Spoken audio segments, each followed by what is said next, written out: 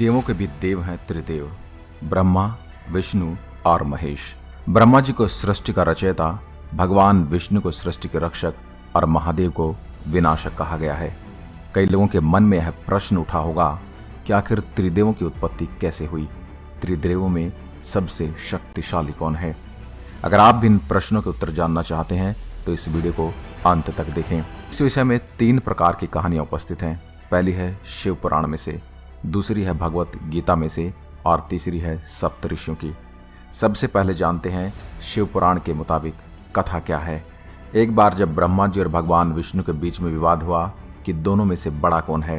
विवाद इतना बड़ा था कि इन दोनों में युद्ध की नौबत आ गई। तभी उन दोनों के बीच एक अग्नि स्तंभ प्रकट हो गया।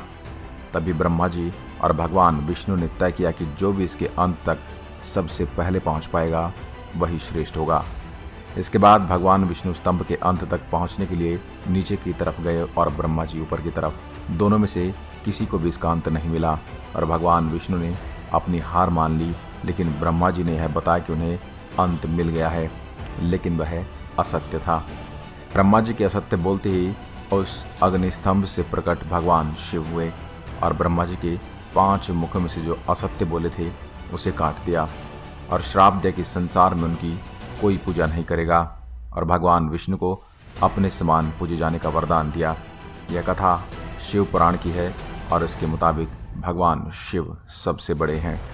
अब बात करते हैं श्रीमद् भागवत की कथा के बारे में। जब एक बार सप्त ऋषियों में चर्चा हो रही थी ब्रह्मा, विष्णु और महेश में से बड़ा कौन है, इसलिए उन्होंने त्रिदेवों की परीक्षा लेने की सोची और इसके लिए उन्होंने भृगु ऋषि को कहा। भृगु ऋषि परीक्षा लेने के लिए सबसे पहले परमपिता ब्रह्मा जी के पास गए और उनका अपमान किया और इस अपमान पर ब्रह्मा जी बहुत क्रोधित हो गए। इसके बाद भृगु ऋषि भगवान शिव के पास गए और उनका अपमान किया और बाद में जब वे भगवान विष्णु के पास गए तब विष्णु जी विश्राम कर रहे थे। तब भृगु ऋषि ने उनकी छाती पर लात मारी। उनके इस बर्ताव से भगवान विष्णु को जरा भी क्रोध नहीं आया और उन्होंने ऋषि भृगु के पांव पकड़ लिए और उनसे पूछा कि कहीं उनके पैर में चोट तो नहीं लगी, क्योंकि मेरी छाती का भाग बड़ा कठोर है जिससे आपके पैर में चोट लग सकती थी। भगवान विष्णु की बात सुन के भृगु ऋषि ने उनसे माफ़ी मांगी और सप्त ऋषियों ने माना कि त्रिदेवों में से भगवान विष्णु श्रेष्ठ हैं। अगर इन कथाओं की माने और मनुष्य अपनी तमाम बुद्धि लगा के भी सोचे तभी वे त्रिदेव की तुलना नहीं कर पाएंगे। शिव पुराण, विष्णु पुराण में इन दोनों ग्रंथों में त्रिदेवों को सर्वश्रेष्ठ बताया गया है और ऐसी कोई जानकारी नहीं है कि इनमें से सबसे श्रेष्ठ कौन है। अब बात करते हैं तीसरी कथा की और इसके अनुसार भगवान विष्णु, ब्रह्मा जी और शिव जी एक साथ बैठे थे। तभी शिव जी ने सोचा कि जब मैं विनाशक हूँ तो क्या मैं अपनी शक्तियों से किसी का भी विनाश कर सकता हूँ? क्या मैं ब्रह्मा जी और विष्णु जी का भी विनाश कर सकता हूँ? शिव जी के इस विचार से ब्रह्मा जी और भगवान विष्णु मुस्कुराए और ब्रह्मा जी ने कहा कि क्यों ना आप अपनी शक्तियों का मुझ पर इस्तेमाल करें, क्योंकि मैं भी जानना चाहता हूँ कि आपकी शक्तियाँ मुझ पर क्या असर करती हैं। तब शिव जी ने अपनी शक्तियों का इस्तेमाल किया। तब ब्रह्मा जी जल के भस्म हो गए और वह पर राख का ढेर हो गया। भगवान शिव जब चिंतित हो गई कि अब सृष्टि का क्या होगा, तभी जब शिव जी उस राख को अपनी मुट्ठी में लेने वाले थे तब उसमें से आवाज़ आई कि महादेव, मुझे कुछ नहीं हुआ।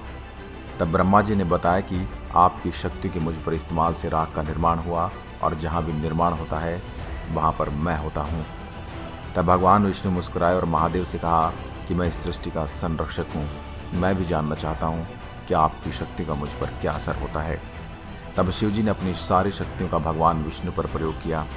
तब वहाँ पर भी राख का ढेर लग गया, लेकिन उसमें से आवाज़ आई कि महादेव, मैं भी यही हूँ, कृपया अपनी सारी शक्तियों का प्रयोग करें। और ऐसा करने के बाद सारे राख के कण गायब हो गए, लेकिन एक कण रह गया।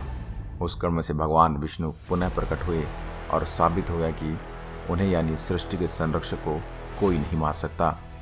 तब महादेव ने सोचा कि ब्रह्मा जी और विष्णु जी का विनाश नहीं कर सकता और अगर मैं अपने आप का विनाश करूं तो उनका विनाश भी क्या हो जाएगा, क्योंकि अगर मैं नहीं रहा तो विनाश नहीं रहेगा और बिना विनाश की रचना नहीं हो सकती और अगर रचना नहीं होगी तो उसकी रक्षा की ज़रूरत नहीं रहेगी। ये सब बातें विष्णु जी मन ही मन सुनकर मुस्कुरा रहे थे और समझ गए कि महादेव क्या करने वाले हैं।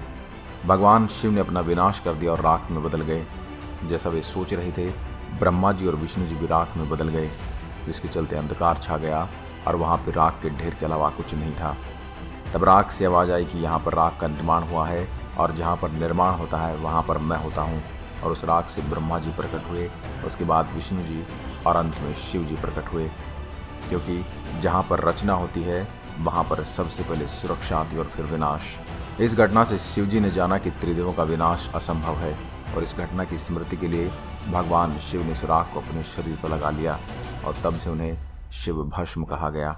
इस कथा से हमने जाना कि त्रिदेव की आपस में तुलना करना व्यर्थ है और हमें उनकी भक्ति करनी चाहिए, क्योंकि जहाँ रचना होगी वहाँ ब्रह्मा जी होंगे, उस रचना के संरक्षण के लिए भगवान विष्णु, और अगर रचना होगी तो भविष्य में उसका विनाश भी जरूरी है, कि विनाश के बिना रचना संभव नहीं। इसलिए तीनों देवों की आवश्यकता है इस सृष्टि को चलाने के लिए। तो यह जानकारी आपको कैसी लगी हमें कमेंट बॉक्स में लिखकर ज़रूर बताइए। आप इनमें से किसकी भक्ति करते हैं यह हमें कमेंट में लिखकर ज़रूर बताइए। मैं मिलता हूँ एक और रोचक वीडियो के साथ। तब तक के लिए नमस्कार। जय हिंद, जय भारत।